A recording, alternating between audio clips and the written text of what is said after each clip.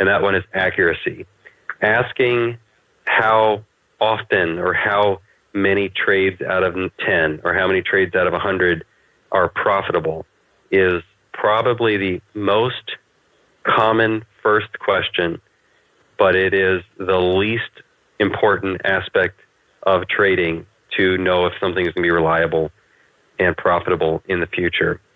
The psychology of having to be right is what often brings that up. The psychology of wanting to win often is brought up.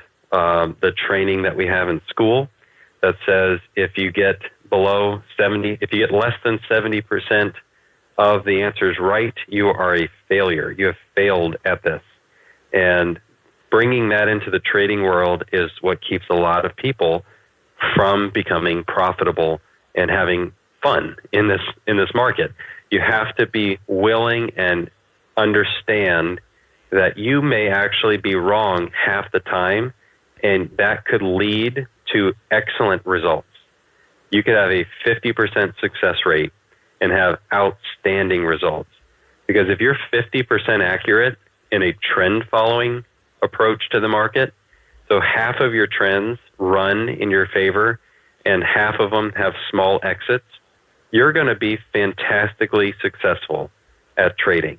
The reality is trend following is often 35 to 40% accurate.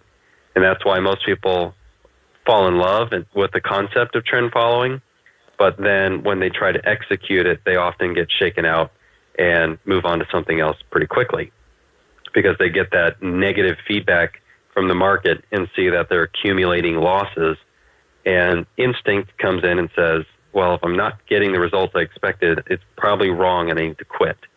But the reality is you just didn't have the right expectation of how that was going to work out. You probably were misled into being only shown great examples of when something worked, or being shown 2 things that didn't work and 5 things that did. And that sets you up for that expectation that if you do this, you're going to win more often than when you're wrong. And the reality is it's probably not that way. It's probably 7 losses and 3 wins, or 6 losses and 4 wins. That's probably how it is. And you may actually enter where you have 10 losses in a row, or 1 out of 10 works. And that's not enough data to consider something invalid. You have to look at more information than that. So those are the 7 steps in a very abbreviated way. The entire video series that you can opt in and get for free explores that over, I think it's either 7 business days or 7 calendar days that you get those. There's a video and kind of an article that goes with each one of those. So you go through that entire process, and even that is just a very brief snapshot of what Rick and I went into in the Systems Foundation course at SMB, where we really dive deep into all these metrics and ways of looking at different techniques and strategies and how you can measure them and know if they're going to work. All right, awesome. No, that was really good, Andrew. Thanks for going into so much detail on that. And I'll put the link to that in the show notes at chatwithtraders.com/28. So if anyone's interested in learning more about systematic trading, then definitely check that out. I did, and I got a lot of value from it. So anyway, we should probably start to wind things down, but let me ask you just one more question. Sure. And I love to ask this question to a majority of the guests, and that is, what's the number one reason why the majority of traders lose money and never reach a high level of success, in your opinion?